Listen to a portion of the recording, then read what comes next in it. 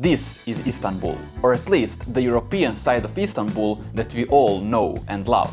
It's also the part of the city where most famous attractions are located. But there is also this part, the Asian part. It's a lot less famous and a lot less touristy, but is it worth visiting and what can you actually see there? Well, that's the question that we are about to answer in this video. So stay tuned because you might find it quite surprising.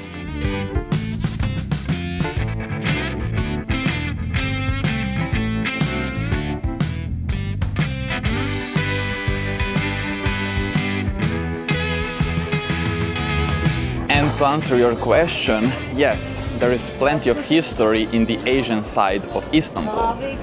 Its history dates back to around 7th century BC, which actually makes it even older than the European side.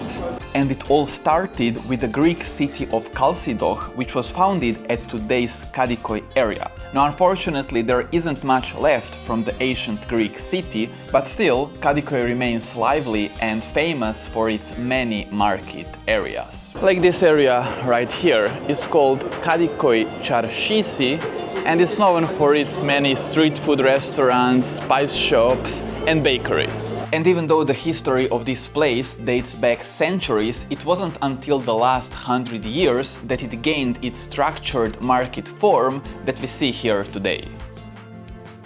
If you're interested in books in Kadikoy, you can find a place called Akmar's Passage, where you can find many shops selling second-hand books in both English and Turkish. The passage itself dates back to 1950s, when it was originally built as a part of private school, but in the early 80s it was repurposed into what you see today, a two-floor arcade filled with second-hand bookshop, music stores and a strong alternative vibe.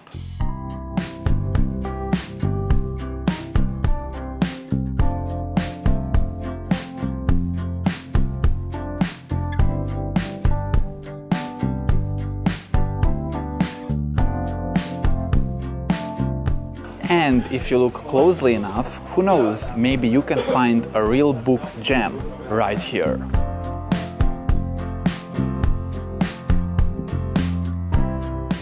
If you move only a couple of kilometers to the north, you will find a Maiden's tower, which is probably the most significant piece of Asian's part of Istanbul cultural heritage. The original tower was built more than 2,500 years ago by Athenian commander Alcibiade and has since served many functions, including a watchtower, a lighthouse and quarantine station.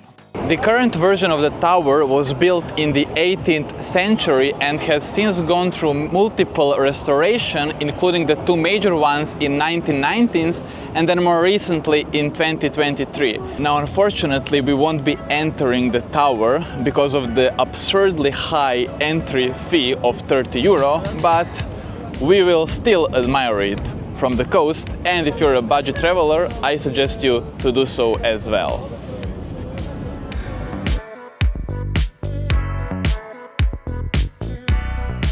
Around 15 minutes walk distance from the Maiden's tower, you will find Üsküdar, which is one of the oldest districts in Istanbul, famous for its many old mosques.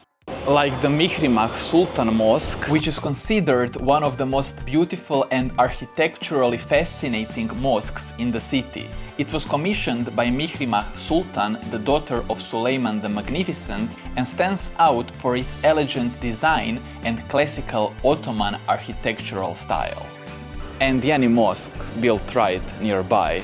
Now, both of these mosques were built in 16th century, and even though they are pretty small, I think they are quite charming and definitely worth your time to visit. And when it comes to Yeni Mosque, it was built during the reign of Sultan Ahmed III, and it was commissioned by his mother, Emetullah Rabia Gulnuz Sultan. The mosque is yet another beautiful example of late classical Ottoman architecture with more Baroque elements compared to the simpler, more balanced design of Mihrimah Sultan Mosque. And this brings us to the end of the video, and of course guys, there are a couple of more things to see in the area like Baghdad Avenue and Kamlika Hill, but sometimes it's worth giving up on seeing that one more attraction and instead just share a beer with your friends and family, which is exactly what I did. Cheers!